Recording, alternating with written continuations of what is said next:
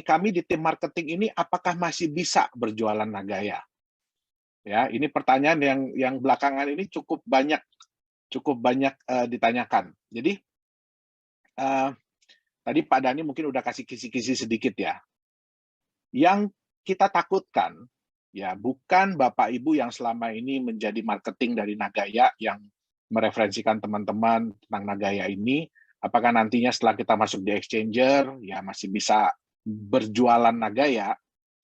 Yang kita takutkan adalah kalah saing. Seperti yang Bapak Ibu tahu, ya exchanger itu tentu saja salah satu hal yang membuat mereka tertarik ya, membuat mereka tertarik untuk menerima Nagaya di exchanger mereka, itu tentu saja program referral kita yang 5%, 3%, dan 2%. Nah, itu merupakan salah satu juga daya tarik buat mereka. Jadi perjanjian pertama dari exchanger ya, yang dua yang sudah ada deal dengan kita ya, dan dua lagi masih dalam proses. Nah, salah satunya adalah mereka meminta hak untuk menjual Nagaya sebelum kita listing, jadi sebelum diperdagangkan. Nah, seperti yang Bapak Ibu tahu kan biasanya exchanger itu sudah memiliki member. Contoh seperti di Indonesia membernya sudah 2 juta lebih ya. Nah, kira-kira apa yang akan terjadi pada saat mereka ingin berjualan Nagaya ini? Ya, tentu saja ya harganya kalau kita kita punya target pada saat kita masuk exchanger itu Nagaya ada di harga $3. Ya, nah kira-kira apa yang akan terjadi? Ya, kebanyakan kripto aset yang ditawarkan di exchanger atau yang sering disebut dengan IEO, Initial Exchanger Offering, jadi itu ditawarkan melalui exchanger, ya antusiasnya cukup baik, ya terutama nantinya pada saat kita masuk exchanger kan orang-orang sudah bisa melihat, ya sudah bisa melihat beberapa kali kita punya profit sharing, ya beberapa benefit yang sudah diterima oleh pemegang Nagaya sampai dengan saat ini. Nah, tentu saja ya kekuatan mereka tuh luar biasa ya nantinya ya. Kalau mereka sudah masuk, istilahnya kalau mereka sudah menawarkan kepada member-membernya mengenai Nagaya. Seperti yang kita lihat kemarin ya, itu di DAO konsensus ya. Jadi kalau kita juga boleh berbangga nih sebenarnya ya. Bapak Ibu para pemegang Nagaya boleh berbangga. Kenapa? Karena kemarin ini di DAO konsensus ya, itu kita murni diundang oleh DAO konsensus. Ya, jadi kita tidak ada biaya sedikit pun yang kita keluarkan ya untuk bicara itu, kita tidak ada diminta bayaran atau apa.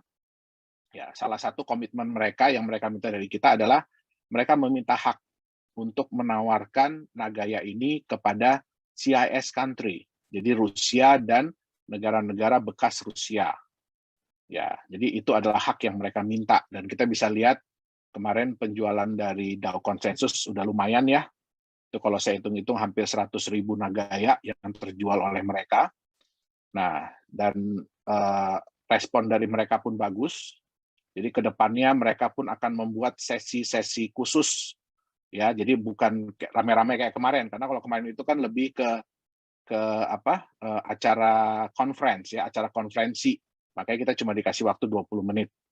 Nah, tapinya nantinya mereka akan membuat satu sesi khusus di mana Nagaya akan berbicara ya, dengan didampingi juga oleh tim marketing dari mereka dan juga dari CEO dari DAO Konsensus sendiri. Ya, jadi kita bisa lihat, dan kedepannya juga Nagaya akan ikut lagi di beberapa blockchain conference. Kenapa saya bilang kita boleh berbangga?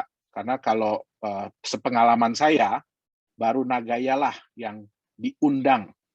Ya, jadi kita nggak bayar loh ya, diundang untuk menyampaikan konsep dari kita, konsep dari kripto kita. Walaupun Nagaya ini base-nya di Singapura, tapi Bapak Ibu boleh berbangga hati karena sebenarnya Nagaya ini adalah anak Indonesia. Ya, semua ide, semua teknologi, semua tim utama yang ada itu berasal dari Indonesia. Oke, walaupun kita ada direktur dari Korea, ada direktur dan manajemen dari Singapura, dan kedepannya kita juga akan ada lagi direktur-direktur dan manajemen dari negara-negara lain. Dan kita juga sudah ada beberapa permintaan ya dari beberapa negara, dari beberapa orang, kalau kita boleh bilang ya crypto entusias, ya bahwa mereka ingin memasarkan Nagaya ini di negara mereka masing-masing, termasuk dengan ingin membukakan kantor, ya kantor perwakilan di negara mereka masing-masing. Nah, jadi kalau saya boleh katakan kepada Bapak Ibu, sebaiknya manfaatkan kesempatan kalau Bapak Ibu ingin ya mereferalkan teman-teman di Nagaya, manfaatkan kesempatan sebaik-baiknya sebelum kita mencapai 11.250.000. Ya, kenapa? Karena begitu ngehit 11.250.000, walaupun belum bulan Desember, kita akan masuk di exchanger. Itu dia. Oke, jadi bukan company nggak mau cepet-cepet, saya juga mau cepet-cepet. Kenapa? Kalau kita udah masuk exchanger, penjualannya lebih cepat lagi nanti. Ya, jadi kita ini saling tunggu-tungguan antara exchanger menunggu kita menunggu regulasi. Ya.